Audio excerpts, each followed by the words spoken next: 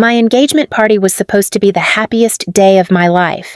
The room was filled with soft music, flickering candles, and the smell of roses and champagne.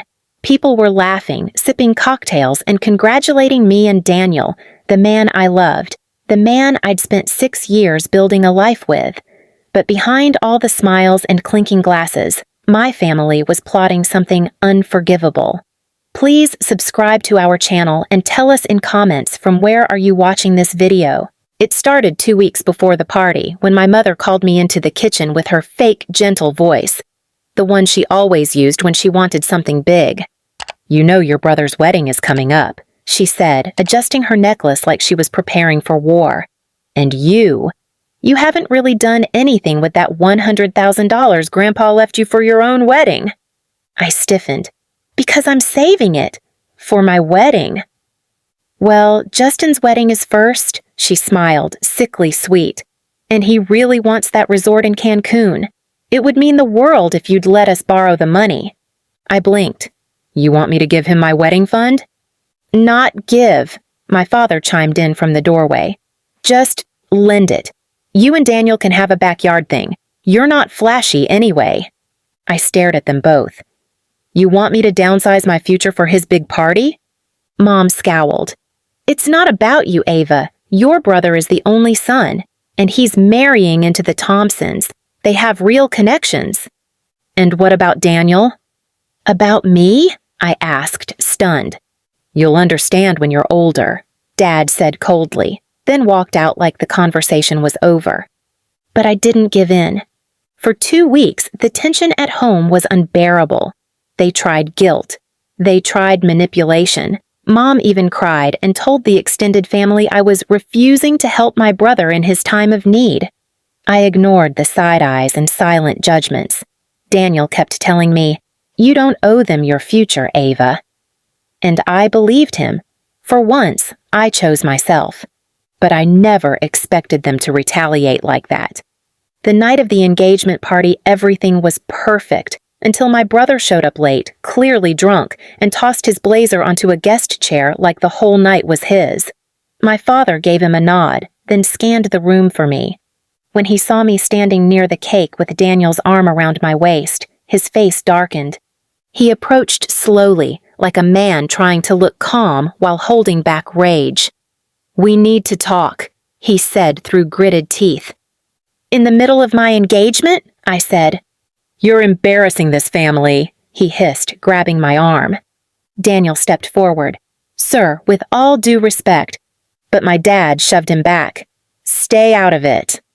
The music cut. Every guest turned as my father's voice rose.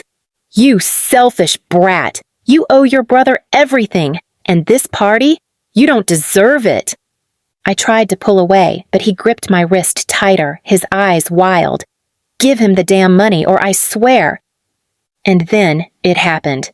He slapped me, open-handed, in front of 50 people. My earring flew off.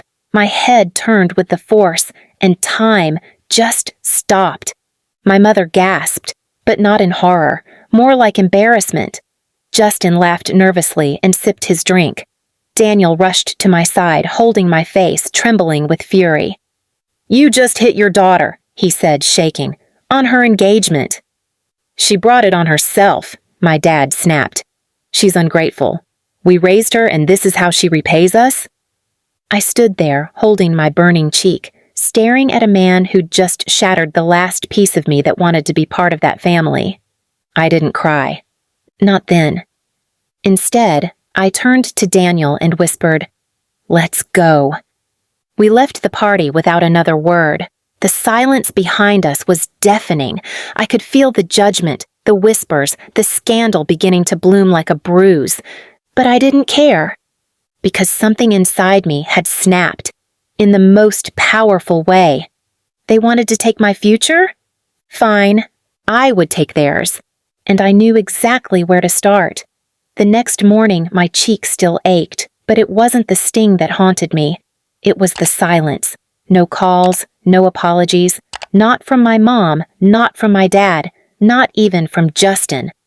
They acted like nothing had happened. Daniel made me eggs and coffee, trying to keep things normal, but I could see the tension in his jaw. "You need to do something," he said softly.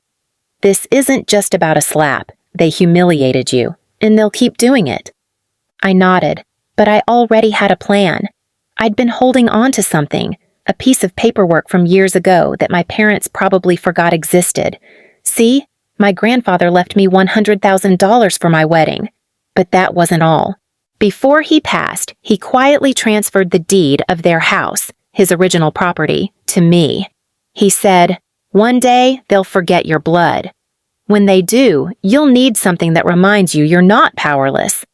Back then, I didn't fully understand. But now I did. I pulled the file from a locked drawer. There it was. Property deed. Title holder, Ava Jennings. Signed, stamped, untouched. They didn't know I was the legal owner of their home. They thought it was still in my grandfather's name, or perhaps jointly theirs after the estate settled. But Grandpa had bypassed the entire process. He never trusted them. He trusted me. I made some calls. My lawyer, a kind but fierce woman named Lenora, reviewed the documents and confirmed everything. "You have full legal authority to sell this home," she said. "If you want to proceed, just say the word." I didn't say yes. Not yet, because I wanted them to see it coming. First, I sent them a formal notice, in an elegant gold-embossed envelope, notifying them of a change in ownership review. No threat, just a reminder. 2 days later, Mom called. "Ava, what is this envelope?" she asked, her voice sharp. "Oh," I said, "it's about the house." She scoffed. "We've lived here for 20 years. You can't just—" "I can, actually," I said. "I own it. Grandpa left it to me, not to you, not to Dad." Silence. "You don't mean to evict us," she whispered, suddenly not so smug. I smiled bitterly. "I mean to give you the same amount of consideration you gave me when Dad slapped me in front of 50 guests, and you stood there like I deserved it." She tried the guilt again. "But where will we go? Your father's health isn't what it used to be. We've built our life in this house." "And I was building mine," I said, "until you tried to gut it for a beach wedding and then watched your husband hit your daughter." That's when the screaming started. She cursed me, called me ungrateful, evil, said she should have never had me. I let her rage until she was breathless. Then I said, "You have 30 days. Click. I wasn't done. Daniel and I went to Justin's wedding, invited only because I hadn't formally gone public yet. I showed up in a sleek white pantsuit, my cheek healed, my eyes colder than ice. My brother smirked at me during the reception like nothing had happened. "Glad you could finally show your face," he said. I leaned in. "I hope you enjoy the honeymoon," I whispered. "Because when you get back, Mom and Dad won't have a home to welcome you." He laughed, until he realized I wasn't joking. 2 weeks later, the final documents went through. I sold the house, not to just anyone, but to a developer who planned to bulldoze and rebuild. The notice was posted on their front door in bright red. "Property sold. Vacate within 14 days. My phone rang nonstop. I didn't answer. When they showed up at my doorstep in tears, I let them stand on the lawn. "You think this is fair?" my dad shouted. "No," I said, "but neither was slapping me at my engagement, or choosing a son over a daughter for 28 years. "We gave you everything," he growled. "You took everything," I corrected. "Now I'm just returning the favor." They begged. For the first time in my life, they begged me, but I had already moved on. I watched them drive away in silence, their entire life packed in the back of Justin's SUV. It wasn't revenge. It was justice, and it was only the beginning. 3 months after I sold the house, life was calm, but I wasn't done healing. The world assumed I was doing fine, that I'd moved on from the betrayal. But trauma doesn't vanish just because the deed is filed and the locks are changed. The truth is, I spent nights questioning whether I went too far, whether revenge was just masking old wounds. But then the letter arrived. It was addressed in my mother's handwriting, mailed, not emailed, as if shame was too heavy for a digital message. I let it sit unopened on my kitchen counter for 2 days. When I finally read it, the words stung like glass. We raised you. We loved you. You're destroying your family out of spite. You sold our home, your home, and now your father's health is declining. You've made your point. Are you proud of yourself? No apology, no acknowledgement of what they did to me. Just guilt. I burned the letter in a fire pit that night. Daniel stood beside me, silently handing me the lighter. He didn't need to say anything. His presence told me everything I needed. I wasn't wrong to walk away. The world, though, kept turning. 2 weeks later, I got an unexpected call from a familiar number. Gregory Harper, CEO of a prestigious consulting firm where I'd interned in college. I hadn't heard from him in years. "Ava," he said warmly, "I've been following your work with the nonprofit. Your latest housing equity project is brilliant.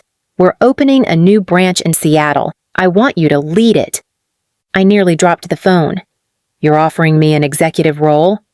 "Yes," he said. "Full control, full salary, and full freedom." I took it. That night, Daniel and I packed boxes for our move to Seattle. I glanced around our apartment one last time, not because I'd miss it, but because it symbolized the life I built on my own. 2 months into my new role, a company gala was held in Los Angeles. I returned to town to speak on stage, unaware that my speech would go viral. I shared my story, not every ugly detail, but enough. I spoke about generational betrayal, about the myth of unconditional love, about how sometimes the people who raise you also try to erase you.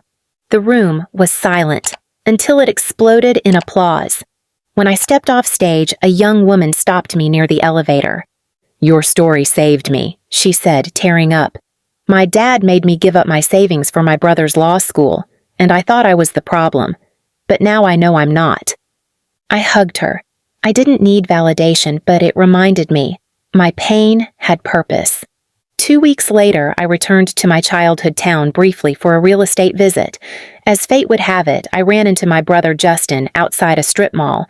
He was thinner, disheveled, eyes darker. He blinked when he saw me step out of the black SUV. "Oh, so the rumors were true," he muttered. "Which ones?" I smiled. "That you sold the house just to prove a point." I tilted my head. "Number, I sold it because you beat me there first. For years." He looked away. "Mom's been crashing on my couch." "That must be fun," I said. "Maybe next time she'll bring a belt." He flinched. "You really changed." "No," I said, stepping closer. "You just underestimated how quiet I can be when I'm planning my comeback." He didn't have a reply. Back in Seattle, things grew brighter. I launched a women's initiative for survivors of family betrayal. I named it The Second Room, for all the daughters who were told they'd never deserve the first. At the grand opening, I gave one final speech. I was beaten at my own engagement. But that wasn't the day I broke. It was the day I began to rebuild. We are not what they did to us. We are what we build from it. Applause, tears, hope. My parents? I never saw them again. But every now and then, I imagine them driving past the spot where their house once stood. Now, a modern shelter for single mothers stands there, paid for by the very fund they tried to steal from me. And that's the legacy I choose to leave behind. Not revenge. Rebirth. Please subscribe to our channel and tell us in comments from where are you watching this video.